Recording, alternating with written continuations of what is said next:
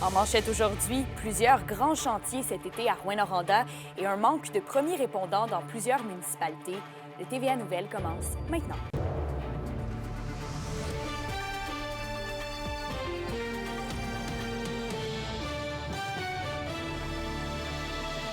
Bon vendredi, bienvenue au TVA Nouvelles. Armez-vous de patience cet été à Rouyn-Noranda puisque la circulation pourrait être perturbée dans plusieurs secteurs. La Ville a annoncé ce matin les chantiers à venir pour la prochaine année et il y en aura 11, notamment le pavage et la réfection des stationnements de la 9e rue. Il y a également le réaménagement des intersections La Rivière-Gagné ainsi que Monseigneur-La-Tulipe-Portage. Un investissement de 15 millions de dollars est nécessaire pour la réalisation des projets. On trouve important d'informer la population des grands chantiers qui se feront cet été, tant au niveau d'infrastructures routières que dans les parcs, les espaces verts. Je pense que c'est important que les gens sachent qu'à certains endroits, on s'attend à avoir des travaux.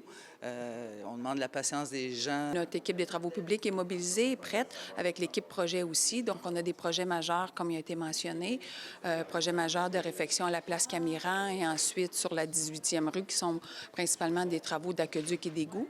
Ensuite de ça, il y a des travaux de voirie qui vont être réalisés, notamment à Noranda-Nord et aussi sur la 9e rue en avant de l'hôpital. Ce sont des secteurs là, qui étaient priorisés pour nous à la ville de Rouyn-Noranda. Et on reste à Rouyn-Noranda. Un autre nouveau quartier devrait voir le jour.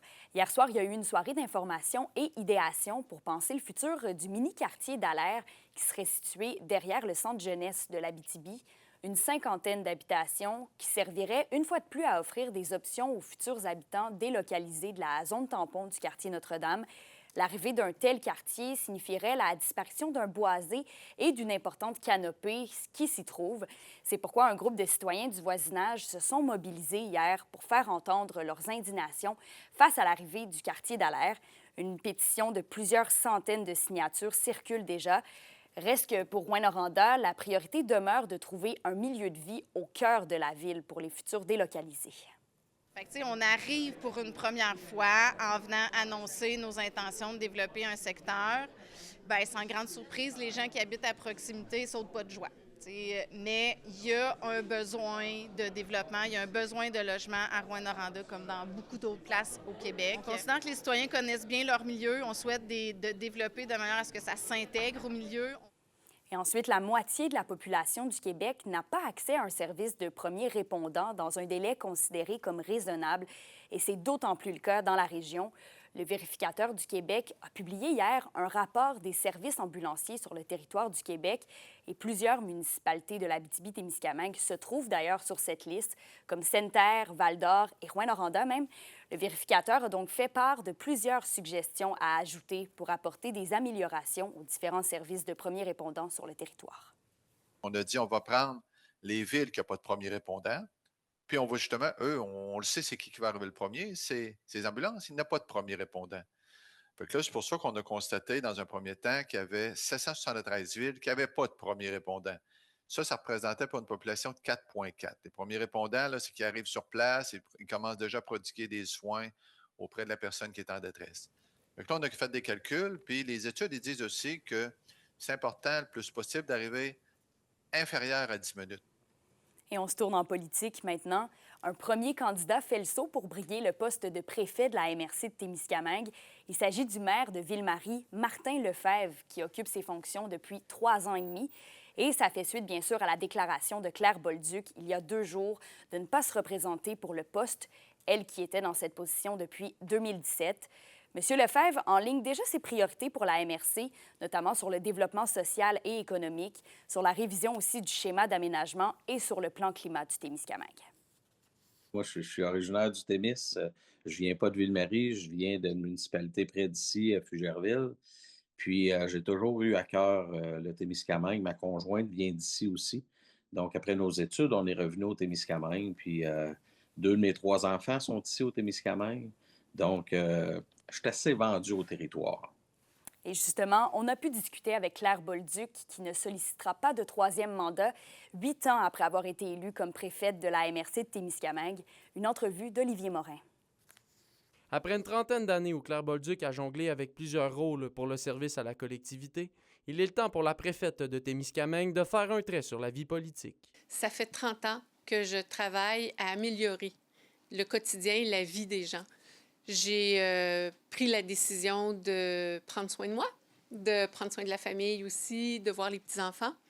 Je prends du temps pour moi et je suis très contente de le faire. Je suis très sereine dans la décision. Depuis son entrée en poste il y a bientôt 8 ans, en 2017, l'élu souligne avoir amélioré la cohésion entre les maires des diverses municipalités, en plus de la mise en place commune de fonds pour plusieurs projets. On a réussi à soulever ces fonds-là pour financer à hauteur de centaines de milliers de dollars plusieurs projets qui nous tiennent à cœur. Le RAID Témiscamingue, par exemple. La recherche sur les grandes cultures biologiques au Témiscamingue, qui a un rayonnement partout dans la région de l'Abitibi-Témiscamingue. Ça, c'est des réalisations très concrètes.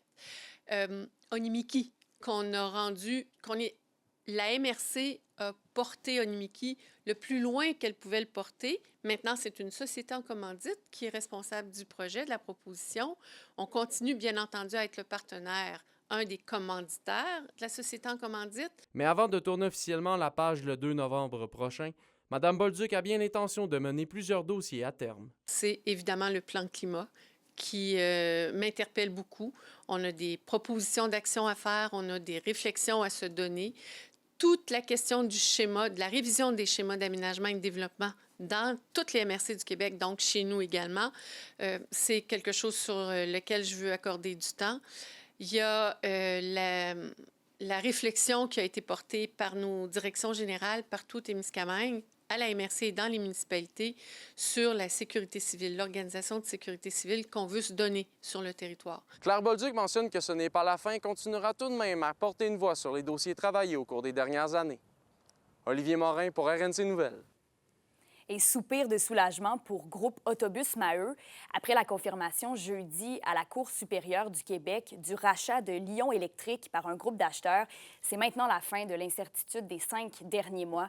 Malgré le répit d'émotions, plusieurs questions demeurent selon Nicolas Maheu. C'est que la flotte d'autobus scolaires doit être entretenue, mais le financement attribué n'est pas encore chose faite et reste incertain.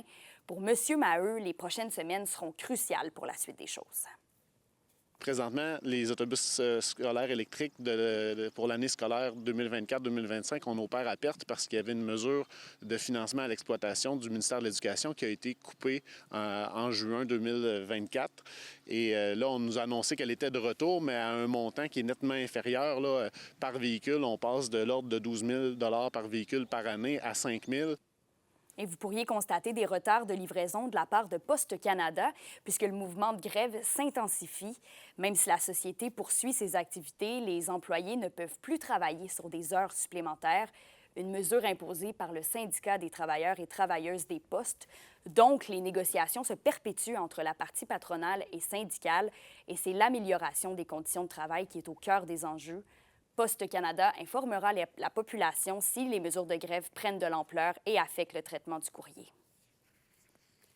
La question du jour TVA, une présentation de Mobilier Bélan qui vous offre depuis plus de 50 ans un service de qualité et un grand choix de matelas, mobilier, électro au prix compétitif que vous recherchez. À la question du jour, on vous demande, allez-vous prendre part au 49e Salon du livre de l'Abitibi-Témiscamingue? Pour voter et commenter, rendez-vous au tvaabitibi.ca.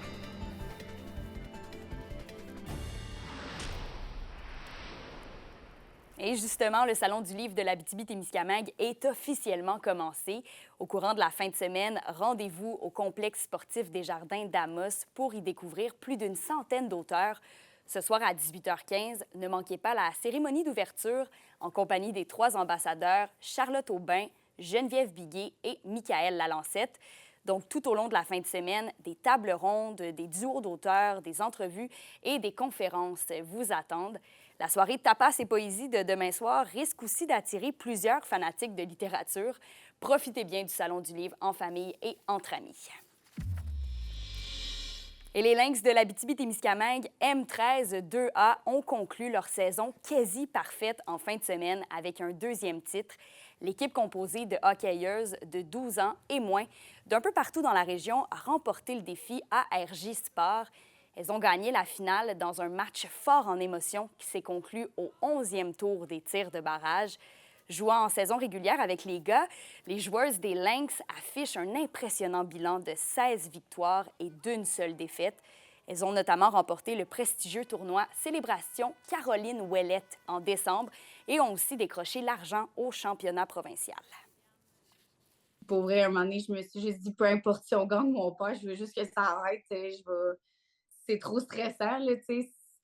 Après 11 tirs de barrage, tout peut arriver. Là. Un moment donné, c'est une game de goaler, puis notre goaler a vraiment sorti un méchant match, puis est allé nous chercher la victoire, les filles aussi, en allant scorer un but.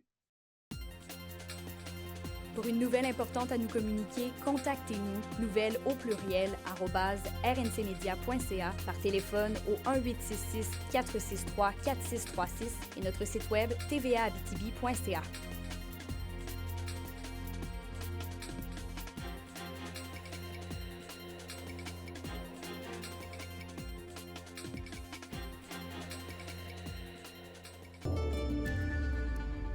À la météo, encore une fois, on garde le parapluie assez proche. Tout au long de la journée, ce sera de la pluie intermittente, maximum de 11 degrés Celsius en Abitibi et de 10 au Témiscamingue. Et c'est toujours des averses ce soir et cette nuit, minimum de 7 degrés Celsius partout en région. On aura une météo assez maussade demain aussi, mais heureusement, dimanche, c'est le retour du soleil. En terminant, une compétition de sauvetage minier a présentement lieu à Val-d'Or. Notre journaliste Élise Tessier est sur place. Elle va nous faire revivre l'expérience au TVA 18h. C'est un rendez-vous. À plus tard.